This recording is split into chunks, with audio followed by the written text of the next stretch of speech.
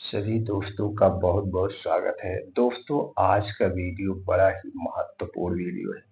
आज के वीडियो में आज की सबसे बड़ी समस्या कब्ज के बारे में डिस्कस करेंगे, कब्ज के बारे में जानकारी शेयर करेंगे।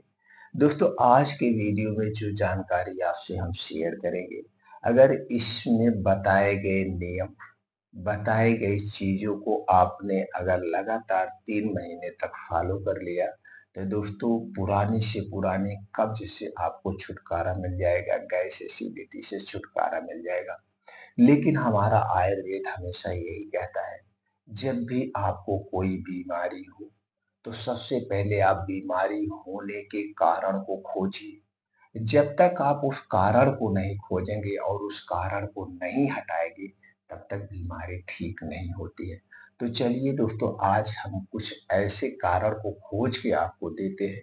इन कारण को आप अगर हटा देते हैं, तो दोस्तों आप हमेशा-हमेशा के लिए कब्ज से छुटकारा पा जाएँगे। आयुर्वेदिक चाहे वो कोई घरेलू नुस्खा हो या आयुर्वेदिक कोई दवाएँ हों, चाहे एलोपैथी दवाएँ हैं, जब तक दोस्तों आप परहेज नहीं करेंगे, परहेज का मतलब उस कारण को नहीं हटाएँगे, तब तक आपको पूर्ण रूप से आराम नहीं मिलेगा। तो चलिए पहले जानते हैं कब्ज होने के कारण के बारे में। दोस्तों, कब्ज होने का सबसे बड़ा कारण है हमारी गलत दिनचर्या, गलत लाइफ़स्टाइल। गलत दिनचर्या और गलत लाइफ़स्टाइल। तो गलत दिनचर्या क्या है और गलत लाइफ़स्टाइल क्या है और आपको क्या करना है? दोस्तों, आप अगले 3 महीने तक बाहर की कोई भी चीज़ नहीं खाएँगे।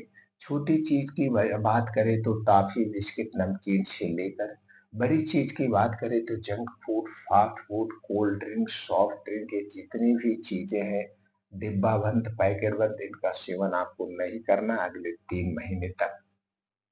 क्योंकि दोस्तों ये सारी चीज़ें किससे बनाई जाती है? चीनी से, मैदे से, रिफाइंड में छाना जाता है। ऊपर से स्वाद बढ़ाने के लिए इसमें कुछ बेस डाला जाता है, कलरफुल बनाने के लिए आर्टिफिशियल कलर डाला जाता है और दोस्तों इसे 3 महीने, 6 महीने, 1 साल तक सुरक्षित रखने के लिए इसमें एक प्रकार का केमिकल मिलाया जाता है, जिसे आप ज़हर कह सकते हैं। तो क्या हुए? ये सारे वेस्ट पदार्थ हुए। जब आप इन वेस्ट पदार्थों का सेवन करते हैं, तो इसकी जा करके आपके आंतों में चिपकने लगते हैं। आंतों में एक मोटी लेयर हो जाती है। यही लेयर जब ज़्यादा मोटी हो जाती है, तब दोस्तों आपको गैस, कब्ज़, एसिडिटी होने लगती है और जब आपका पाचन तंत्र गड़बड़ होता है, गैस, कब्ज़, एसिडिटी होती है, तभी सारी बीमारियाँ होती हैं। जिसका दोस्तों पाचन तंत्र सही रहता है, उसे कभी कोई बीमारी टच नहीं कर सकती है। वह दोस्तों सेफ रहते हैं। तो दोस्तों ये बाहर की चीज़ें आपको खाना छोड़ना होगा। अब दोस्तों आपके मन में विचार आया होगा फिर खाना क्या है? अगले 3 महीने तक आप तली भुनी चीज़ें नहीं खाएँगे। अगले 3 महीने तक आप अपने घर की बनी हुई चीज़ खाएँगे। घर की बनी हुई, घर से अलावा की बाहर की कोई भी चीज़ आपको नहीं लाना है। अपने घर में 3 चीज़ें आप नहीं लाएँगे अगले 3 महीने तक। मैदा, चीनी, रिफाइन किया गया तेल, डबल रिफाइन किया गया तेल, पामोलिन और डालडा। ये 3 चीज़ें आप अपने घर में अगले 3 महीने तक नहीं लाना है। तो दोस्तों आपके मन में विचार आ रहा होगा फिर खाया क्या जाए? दोस्तों हरी साग-सब्जियाँ खूब खाइए, जम के खाइए। मौसम के हिसाब से जो साग-सब्जियाँ पाई जाती हैं इनका सेवन करिए, लेकिन स्टोर की हुई साग-सब्जी मत खाइएगा। जो मौसम में पाए जाते हैं और अपने डेली रूटीन में 2 फलों को शामिल करिए। ये फल मौसमी होने चाहिए, स्टोर किया हुआ फल भी नहीं खाना चाहिए। दोस्तों मौसम के हिसाब से जब हम फलों का सेवन करते हैं तो हमें ताज़े फल मिलते हैं, ताज़ी सब्जियाँ मिलती हैं, इसलिए हमें स्टोर की हुई फल और स्टोर किया गया सब्ज़ी नहीं खानी चाहिए। अब दोस्तों इसके अलावा आप अपने डेली रूटीन में कुछ बीन्स हैं, बीन्स को रात को भिगो के सुबह खा सकते हैं, इन्हें अंकुरित करके खाइए।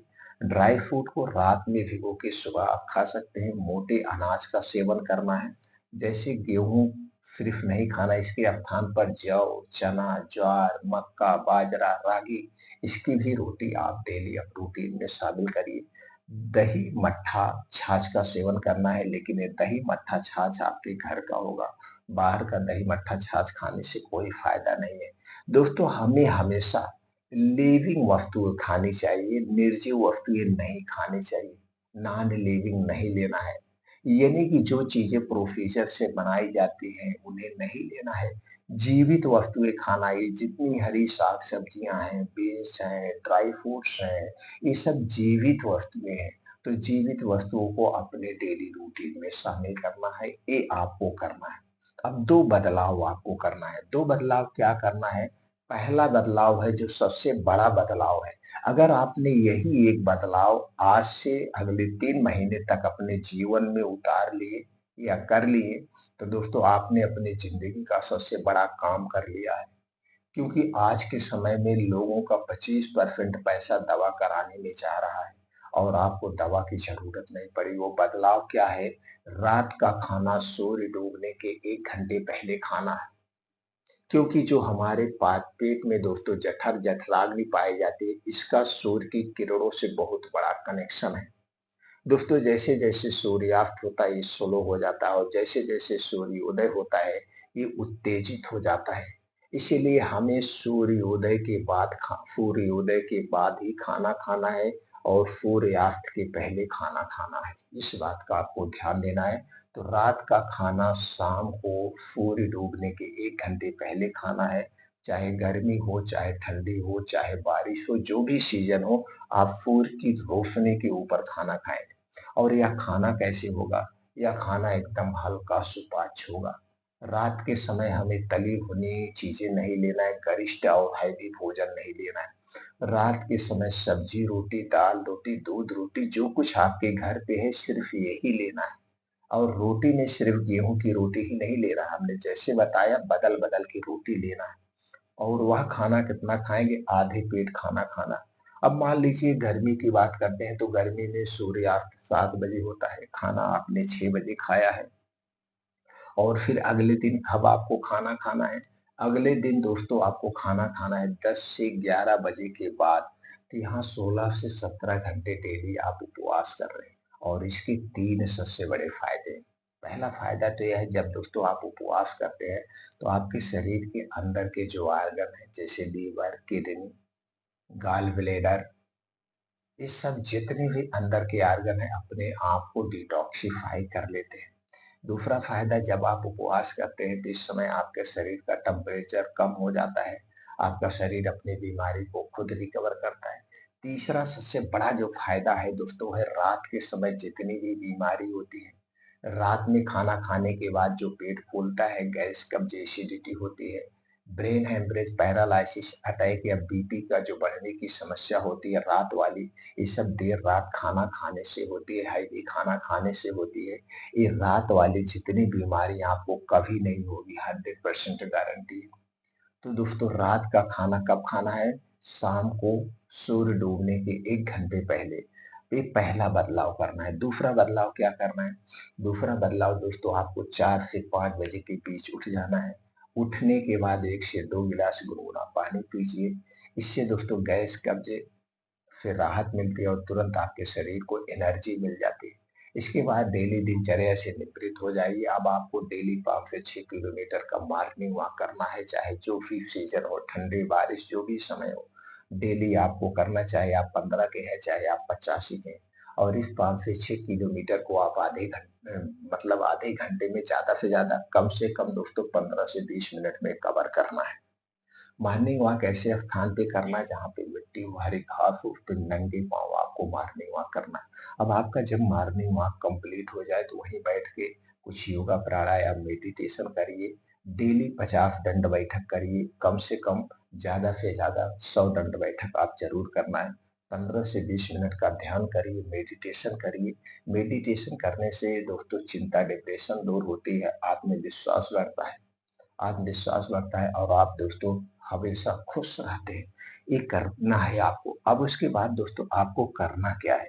ये 2 बदलाव करना है, बाहर का खाना नहीं खाना है। अब रात के खाने में दोस्तों हो सके तो आप अपना एकदम हल्का खाना रखिए, जैसे हमने बताया ये करना है। अब इसके बाद आपको लेना है दोस्तों 8 से 10 मुनक्का, 1 गिलास दूध। 1 गिलास दूध और 8 से 10 मुनक्का आपको लेना है, उसे दूध में उबाल देना है। मुनक्का में दोस्तों सभी तरह के न्यूट्रिएंट्स, प्रोटीन्स, विटामिन्स पाए जाते हैं और दूध तो सुपर फूड है। अब आपके शरीर में कभी कमजोरी नहीं आएगी। इसी में डाल के खूब बढ़िया से उबाल देना है। उबालने के बाद इसे आपको कब लेना है? जब रात का खाना आप 6 बजे खाए हैं, हल्का खाना खाए हैं, अब इसके बाद आप सोच रहे थे कि हमें कुछ ताकत वाली चीजें चाहिए, तब इसी मुनक्के और दूध का सेवन आपको करना है 8 बजे। 6 बजे आपने खाना खाया, 8 बजे दूध पी लेना है, मुनक्का खा लेना है। मुनक्का खा के ये दूध पी लीजिए अब 8 बजे, और फिर उसके बाद 10 से 11 बजे आप सोने जाइए। तब इससे आपका सुबह खुल के पेट भी साफ होगा, गैस कब्ज एसिडिटी धीरे-धीरे खत्म होने लगी। ये पहला तरीका आप आज़मा सकते हैं। दूसरा तरीका भी आप आज़मा सकते हैं। दोस्तों, आपको चाहिए 1 गिलास दूध और आपको मार्केट में मिल जाएगा त्रिफला चूर्ण। त्रिफला चूर्ण आयुर्वेद का एक प्रकार का सुरक्षा कवच है, जो कई तरह से आपके शरीर की बीमारियों से सुरक्षा करता है। त्रिफला दोस्तों 3 फलों से बना है, हरा, बहेरा और आंवला। ये तीनों ही फल हमारे स्वास्थ्य के लिए सुरक्षा कवच का काम करते हैं। तो आपको 1 गिलास गुनगुना दूध चाहिए, दूध ना हो तो 1 गिलास गुनगुना पानी चाहिए या आधा गिलास, जितने में आप खा सकते हैं। इसी के साथ आपको लेना है 1 चम्मच त्रिफला चूर्ण। इसी को रात को आपको खाना है 8 बजे। जैसे आपने 6 बजे खाना खाया, रात को इसे आप खा लीजिए। सुबह आपका पेट खुल के साफ होगा, गैस कब्ज एसिडिटी दूर हो जाएगी। इसके बाद तीसरा तरीका भी आप कर सकते हैं। ये दोस्तों कई तरीके हम बता रहे हैं, इनमें से कोई भी तरीका आप आजमा सकते हैं। तीसरा तरीका है दोस्तों इसबगोल की भूसी। इसबगोल की भूसी में दोस्तों बहुत सारे न्यूट्रिएंट्स पाए जाते हैं, बहुत सारे फाइटोकेमिकल पाए जाते हैं, जो आपको गैस कब्ज एसिडिटी से छुटकारा दिलाते हैं, और इसे कई तरीके से यूज किया जाता है। तो यहाँ पे जो तरीका इसका प्रयोग हो रहा है, वो आपको लेना है पानी के साथ। आपको चाहिए दोस्तों 1 कप पानी, और 1 कप पानी में आप 2 चम्मच इसबगोल की भूसी डाल दीजिए। डाल करके 5 मिनट के लिए रख दीजिए। फिर आप देखेंगे वो पानी में भूसी एकदम दोस्तों मिल जाएगी, जैसे हलवा होता है उसी तरह के बन जाएगी। अब इसी दोस्तों इसबगोल की भूसी को आपको खाना है, कब खाना है? 8 बजे। 6 बजे आपने खाना खाया, 8 बजे इस भूसी को खाना है, और सुबह आपका पेट खुल के साफ हो जाएगा, गैस कब्ज एसिडिटी दूर हो जाएगी। अब फिर उसके बाद चौथा तरीका क्या है? चौथा तरीका, अगर आपको बहुत ज्यादा कब्ज है, आपको बवासीर की भी शिकायत है, जब बहुत ज़्यादा हार्ड लैट्रिन होती हो, या कब्ज की शिकायत है, बवासीर की भी शिकायत है, तब आप दोस्तों पंचसकार चूर्ण आता है, किसी अच्छी कंपनी का पंचसकार चूर्ण लेना है आपको। कितना लेना है? दोस्तों 1 चम्मच पंचसकार चूर्ण और 1 गुनगुना पानी के साथ। 1 चम्मच पंचसकार चूर्ण गुनगुने पानी के साथ रात में 8 बजे, 6 बजे आपने खाना खाया है तो रात के 8 बजे इसे लेना है। इसे लेने के बाद कुछ भी खाना-पीना नहीं, सुबह आप देखेंगे आपका पेट खुल के साफ होगा, गैस कब्ज एसिडिटी दूर हो जाएगी। अगर आपको दोस्तों बवासीर की शिकायत है, तो दोस्तों धीरे-धीरे आपकी बवासीर में राहत मिल जाएगी। क्योंकि बवासीर क्यों होती है? जब आपकी लैट्रिन टाइट होती है, उसी के कारण बवासीर होती है, भकंदर होता है। जब आपकी धीरे-धीरे लैट्रिन ढीली होने लगेगी, तो जो आपको बवासीर है, भकंदर है, दोस्तों वो धीरे-धीरे अपने आप आपका शरीर ठीक हो जाएगा। तो दोस्तों ये थे कब्ज को दूर करने के लिए उपयोग में आने वाले नुस्खे। इन नुस्खे में से कोई भी नुस्खा आप आज़मा सकते हैं।